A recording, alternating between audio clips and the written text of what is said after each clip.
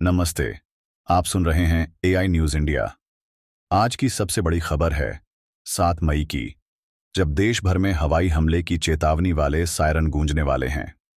जी हां, भारत और पाकिस्तान के बीच बढ़ते तनाव के बीच केंद्र सरकार ने एक बड़ा कदम उठाया है।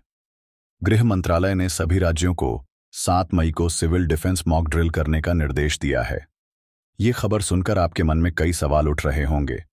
ये सायरन क्यों बजेंगे? ये मॉक ड्रिल क्या है? और सबसे बड़ा सवाल, क्या भारत और पाकिस्तान के बीच कुछ बड़ा होने वाला है? चलिए, मैं आपको इस खबर को शुरू से बिल्कुल आसान और साफ शब्दों में समझाता हूं, जैसे दो दोस्त आपस में बात करते हैं। मेरी कोशिश होगी कि ये खबर आपको न सिर्फ समझ आए, बल्कि आप इसे अपने आसपास के लोगों से भी शेयर कर सकें। सबसे पहले बात करते हैं कि ये मामला शुरू कहां से हुआ।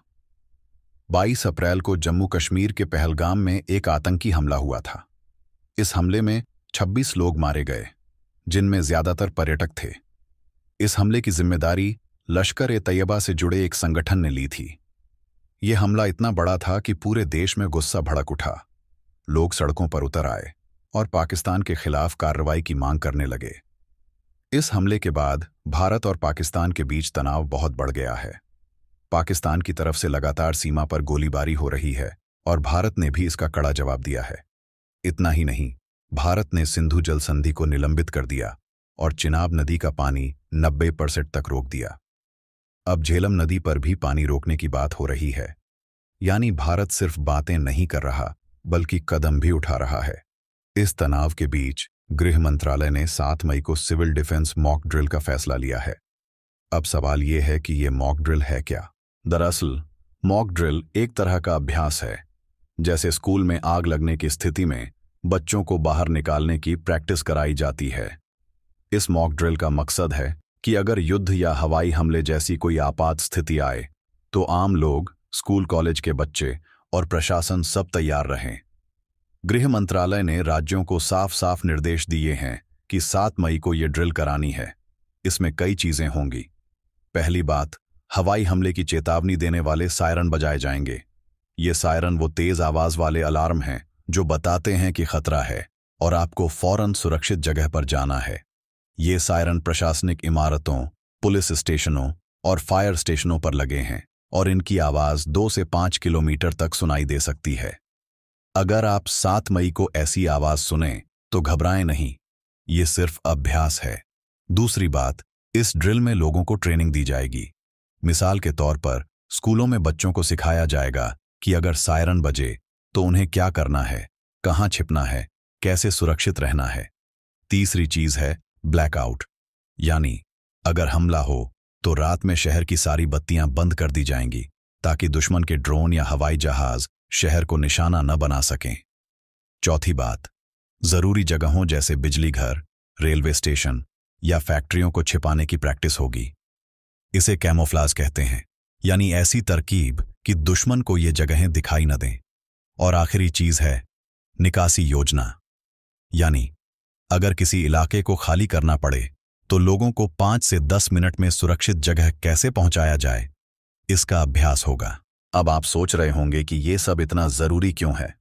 देखिए, पहलगाम हमले के बाद देश का माहौल गर्म है। लोग चाहते हैं कि पाकिस्तान को सबक सिखाया जाए। रक्षा मंत्री राजनाथ सिंह ने कहा है कि जो देश चाहता है वही होगा। प्रधानमंत्री नरेंद्र मोदी ने भी चेतावनी दी है कि आतंकियों को ऐसी सजा मिलेगी जो वे सोच भी नहीं सकते।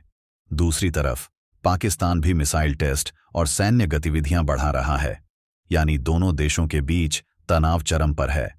ऐसे में सरकार ये सुनिश्चित करना चाहती है कि अगर कुछ बड़ा होता है, चाहे वो युद्ध हो या कोई और हमला, तो हमारी जनता और हमारा सिस्टम तैयार रहे। ये मॉक ड्रिल उसी तैयारी का हिस्सा है। आपको जानकर हैरानी होगी कि ऐसी मॉक ड्रिल आखिरी बार 1971 में हुई थी, जब भारत पाकिस्तान युद्ध हुआ था। यानी 54 साल बाद देश में फिर से ऐसा अभ्यास हो रहा है। ये अपने आप में बताता है कि हालात कितने गंभीर हैं। लेकिन एक बात और समझने की जरूरत है, ये मॉक ड्रिल सिर्फ डराने के लिए नहीं है। इसका मकसद है लोगों को जागरूक करना। मिसाल के तौर पर इजराइल में सिविल डिफेंस का सिस्टम बहुत मजबूत है। वहां सायरन बजते ही लोग कुछ सेकंड में बंकर में चले जाते हैं। भारत में भी ऐसा सिस्टम बनाने की कोशिश हो रही है। इस ड्रिल में स्कूल, कॉलेज और मोहल्लों में लोगों को बताया जाएगा कि सायरन सुनते ही क्या करना है। मिसाल के तौर पर खुले मैदान में न रहें, घर या किसी मजबूत इमारत में जाएं और टीवी रेडियो पर सरकारी निर्देश सुनें। अफवाहों पर ध्यान न दें। ये छोटी छोटी बातें जान बचाने में बहुत काम आ सकती हैं। साथ ही इस ड्रिल से प्रशासन की तैयारी भी परखी जाएगी। मिसाल के तौर पर, क्या हमारे शहरों में पर्याप्त शेल्टर हैं? क्या पुलिस और फायर ब्रिगेड अलर्ट पर हैं? क्या हमारी जरूरी इमारतें सुरक्षित हैं? ये सब चीजें इस ड्रिल से पता चलेंगी। अब थोड़ा और गहराई में चलते हैं। इस मॉक ड्रिल की टाइमिंग बहुत अहम है। पहलगाम हमले के बाद भारत ने कई बड़े कदम उठाए हैं। अटारी वाघा बॉर्डर पर चेक पोस्ट बंद कर दी गई है। पाकिस्तान की फ्लाइट्स के लिए भारतीय हवाई क्षेत्र 2 मई तक बंद कर दिया गया था। फिरोजपुर में 4 मई को 30 मिनट का ब्लैकआउट अभ्यास हुआ, जहां रात 9 से 9:30 बजे तक सारी बत्तियां बंद कर दी गईं। ये सारी चीजें बताती हैं कि भारत सिर्फ बातें नहीं कर रहा, बल्कि जमीन पर तैयारी कर रहा है। दूसरी तरफ पाकिस्तान में भी डर का माहौल है। वहां की मीडिया कह रही है कि भारत कभी भी हमला कर सकता है। पाकिस्तान ने अपने कुछ शहरों में भी सायरन लगाने के आदेश दिए हैं, यानी दोनों तरफ तैयारियां जोरों पर हैं। लेकिन भारत की ये मॉक ड्रिल सिर्फ पाकिस्तान को जवाब देने के लिए नहीं है। इसका मकसद है कि हमारी जनता, हमारा सिस्टम और हमारा प्रशासन हर तरह की आपदा के लिए तैयार रहे, चाहे वो युद्ध हो, आतंकी हमला हो या कोई प्राकृतिक आपदा। तो दोस्तों, ये थी 7 मई की मॉक ड्रिल की पूरी कहानी।